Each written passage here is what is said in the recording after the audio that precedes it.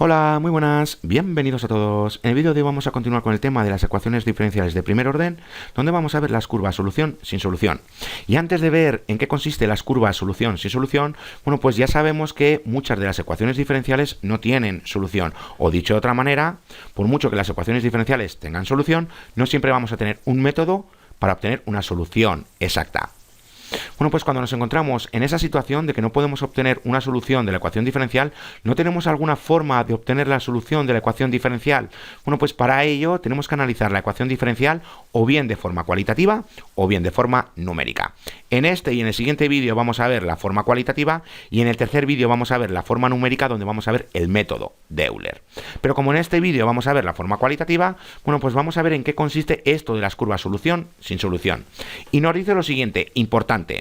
Una ecuación diferencial de primer orden define la pendiente.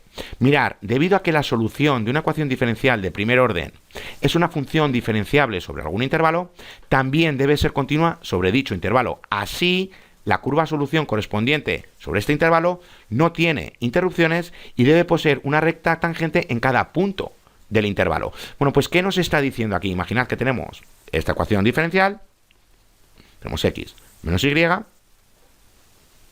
y ya sabemos que cuando le demos solución vamos a obtener una familia de soluciones, porque recordad que tenemos la constante de integración.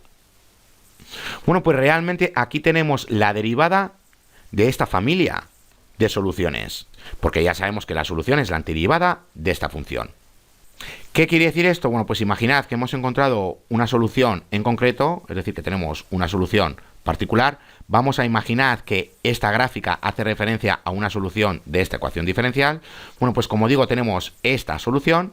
Bueno, pues ya vemos que es interrumpible, es decir, que no tiene interrupciones para este intervalo. Y eso quiere decir que nosotros ya sabemos que podemos obtener las pendientes, o mejor dicho, las tangentes en todos los puntos de este intervalo. ¿Cómo obtenemos nosotros estas tangentes? Bueno, pues si nos encontramos en este punto de aquí, por donde está pasando la solución, bueno, pues simplemente tenemos que sustituir la x y la y por las coordenadas que tenemos aquí, y con eso vamos a obtener la pendiente de la recta tangente que pasa por este punto. Bueno, pues ya sabemos que lo podemos hacer con todos los puntos que tenemos para este intervalo. Ahora bien, recordar que, y lo voy a poner de nuevo, que esta ecuación diferencial es la derivada de una familia de soluciones. Tenemos x menos y, como digo, es la derivada de una familia de soluciones. Aquí tenemos la familia de soluciones y esta es la derivada que hace referencia a la familia de soluciones. Imaginad que aquí tenemos tres soluciones en concreto. Aquí tenemos la segunda, aquí tenemos la tercera. Bueno, pues ya sabemos que si queremos obtener las tangentes para esta solución en concreto y para todos los puntos de este intervalo, bueno, pues simplemente tenemos que sustituir la x y la y de la ecuación diferencial por las coordenadas que tenemos en esta solución en concreto, y con eso, bueno, pues vamos a obtener estas tangentes. Si queremos obtener las tangentes para esta solución en concreto, bueno, pues tenemos que hacer lo mismo, sustituir x y por las coordenadas que tenemos en esta solución. Con eso vamos a obtener las pendientes y con ello podemos dibujar las tangentes. ¿Qué quiero decir con esto? Bueno, pues nuevamente tenemos esta ecuación diferencial y ya sabemos que es la derivada, teníamos menos y, perdón, y ya sabemos que es la derivada de una familia de soluciones. Bueno, pues vamos a suponer que no tenemos esas soluciones, pero sí tenemos la derivada de las funciones. Bueno, pues imaginad que tenemos este intervalo y ¿qué es lo que podemos hacer? Bueno, pues como tenemos la derivada de la familia de soluciones, bueno, pues si estamos en este punto en concreto, ya sabemos cómo obtener la tangente, es decir, sustituimos x y de la ecuación diferencial por las coordenadas que tenemos en este punto y vamos a obtener la pendiente de la recta tangente que pasa por este punto. Bueno, pues dibujamos un pequeño segmento. Podemos hacer lo mismo en este punto de aquí, también en este punto de aquí y en cualquier punto dentro del intervalo. Para la misma x pero diferente y, bueno, pues también lo podemos hacer. ¿A qué hacen referencia estas tangentes? Bueno, pues hacen referencia a que por aquí tiene que pasar una solución en concreto, por aquí tiene que pasar otra solución en concreto y por aquí tiene que pasar otra solución en concreto. Bueno, pues si dibujamos nosotros pequeños segmentos para cierto intervalo, a esta colección de segmentos, bueno, pues se le conoce como campo de direcciones. Bueno, pues aquí lo tenemos. Nos dice lo siguiente, que ahora suponga que Una función se evalúa de manera sistemática, es decir, la ecuación diferencial, sobre una retícula rectangular de puntos en el plano x, y, y que se traza un elemento de recta en cada punto donde se evalúa la función. Bueno, pues a esta colección de todos estos elementos de recta, bueno, pues se denomina campo de dirección o campo dependientes de la ecuación diferencial. Y nos dice que gracias a este campo de dirección o campo dependientes, bueno, pues que vamos a ver cuál es la forma que tiene la familia de curvas soluciones, y con ello, bueno, pues vamos a saber sobre qué intervalos las funciones son crecientes, son decrecientes o qué concavidad tenemos.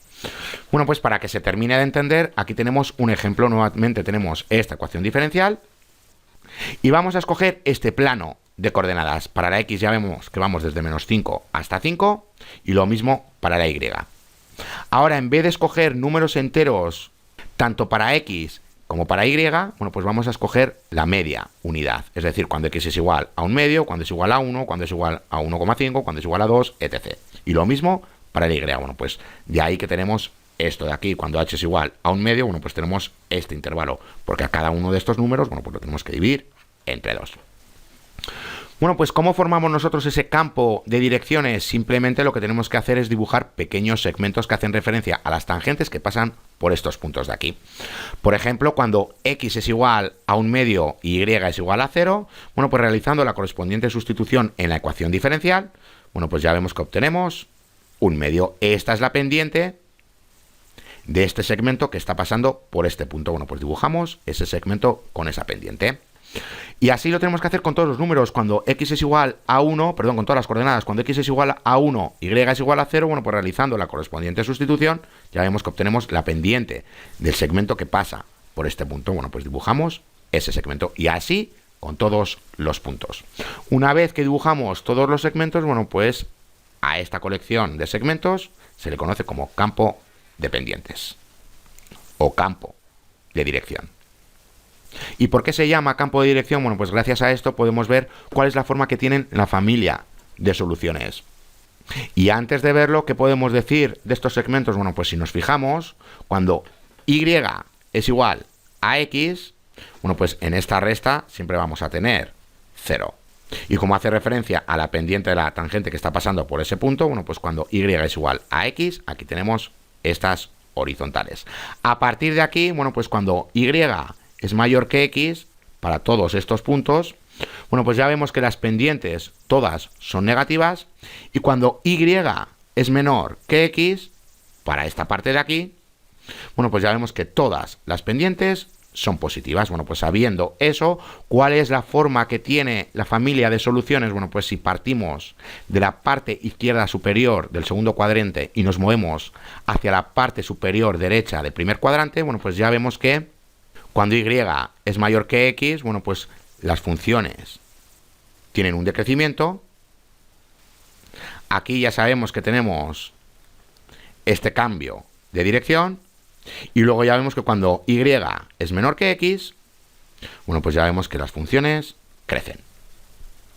Bueno, pues más o menos esa es la forma que van a tener. Imaginad lo siguiente, que nos están diciendo que una de las soluciones pasa por este punto de aquí, cuando x es igual a 0, y es igual a 1. O por este otro punto de aquí, cuando x es igual a 2, y es igual a 0. Bueno, pues simplemente tendríamos que dibujar las correspondientes soluciones. Aquí las tenemos. Ahora bien, ¿por qué estas tangentes no coinciden con la solución? Bueno, pues porque esta tangente pertenece a otra solución en concreto. Para ver cuál es la tangente que tendríamos en este punto, bueno, pues tendríamos que emplear otro decimal. Pero más o menos esta es la forma que tiene esta solución particular que pasa por este punto cuando x es igual a 0 y es igual a 1. Y aquí tenemos esta otra solución particular cuando pasa por este punto de aquí, cuando x es igual a 2, cuando y es igual a 0. Bueno, pues para que se termine de entender, aquí tenemos unas cuantas soluciones para ciertas constantes de integración. Bueno, por recordar que cuando c es igual a 0, bueno, pues ya vemos que tenemos esta línea de aquí, que eso ya lo hemos visto en vídeos anteriores, y ya vemos que cuando x tiende a infinito, todas las gráficas tienden a esta línea recta. Bueno, pues si nos dicen que la solución pasa por el origen, bueno, pues ya vemos que tenemos esta forma de aquí, más o menos. Pues si logro dibujarlo, esta que pasa por aquí y continúa por aquí. Bueno, pues así es como emplearíamos los campos de dirección para darle solución a ecuaciones diferenciales complejas partiendo de la ecuación diferencial, porque ya sabemos que hace referencia a la derivada de todas estas soluciones. Bueno, pues vamos a realizar un par de ejercicios y dejamos el vídeo. Y nos dice lo siguiente, que tenemos que trazar el campo de dirección para esta ecuación diferencial.